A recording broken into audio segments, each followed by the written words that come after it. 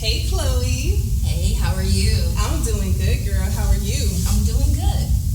So I see here that you did a Candyman mural for the Social Impact Initiative for the film. So tell me, what was going through your head at the time when you came up with this concept?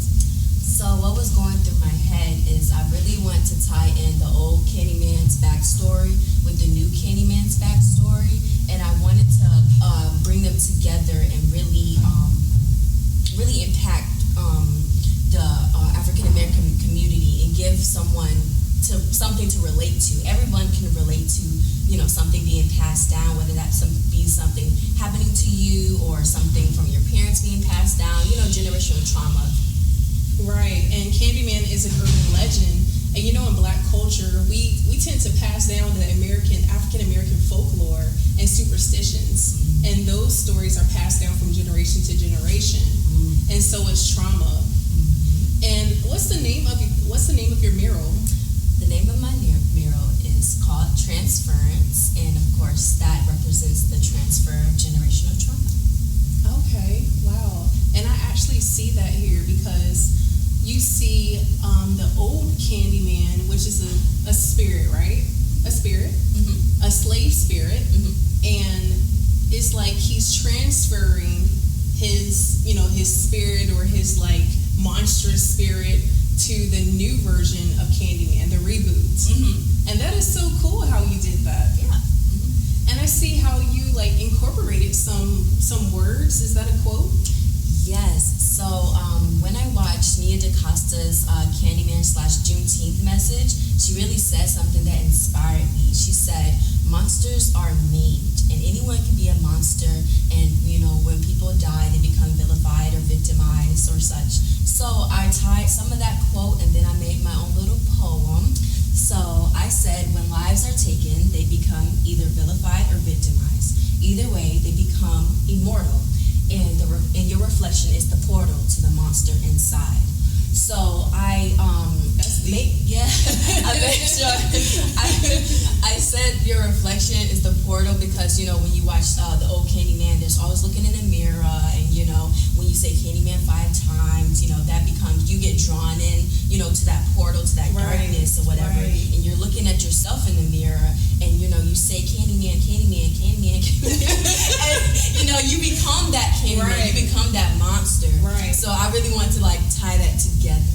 I see that. So have you tried saying Candyman? Have you dared to say his name 5 times?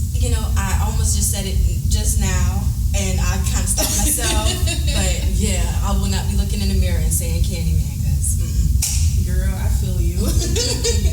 Well, I think you did a phenomenal job with your mural, incorporating, just seeing. I see the trauma. I actually see the trauma. You see the background. It's all kind of eerie a little bit, and then you see it's something about the fur that stands out to me. It's kind of like old, it gives that vintage vibe. You know what I mean? Yeah, I would definitely want to incorporate the old Candyman attire, costume design from the movie set, because his coat was iconic. So I had to put some 3D actions, walk up on, don't touch my mirror, but you want to makes you want to touch. Don't touch the fur. Yeah, don't touch the fur. Yeah, so I'm really curious to know which designer actually designed that coat, the original coat. Yeah. Was it Gucci? Was it Louis? You know what I mean? I have no idea. That would be a good, research point to do. That's a very interesting point to costume design. Yes, costume design. And wow, I'm just so excited about the new Candyman. So are you going to go see it today? Yes, I'm going to go see it tonight, and I'm low-key scared, but at the same time, I know I really just have to pay attention because Jordan Peele movies, you have to be in it. Yes. And, you have to take mental notes and then go back home and just drown in what you just saw. So I'm very excited. For sure. Well, I think Jordan Peele is definitely one of those filmmakers that he invokes a lot of racism in his movies. You see the microaggression, and it's very thought-provoking. Yes. So what's one of your favorite Jordan Peele I've seen all of them. I've seen Get Out, which was, when it came out, everybody was raving about it. I've seen Us, Antebellum, which Antebellum threw me for a loop. I was not expecting that. And then Us, I love Us. It's something about us, right? I think it's something about us. I think that it is. Yeah, it stands out. I like Us. I would say my favorite one is Us, only because it really ties together with, the United States and us as a people, not only Black people, but white people, Asian people, just, everybody. It really, and it, it's so inclusive. Yes, and with the Hands Across America theme, it really it's ironic because the Hands Across America thing was like, a unified thing back in the 80s. But now we're not unified. We're not unified as a Black community. We're not unified as just people, as humans in general. So it was it's very interesting to me. Wow, I didn't even think of it like that. Yeah. That's a very interesting point, Chloe. Yep. So tell me, how does it feel to be one of the chosen, gifted, young, Black, and talented HBCU artists in the country for the Social Impact Initiative?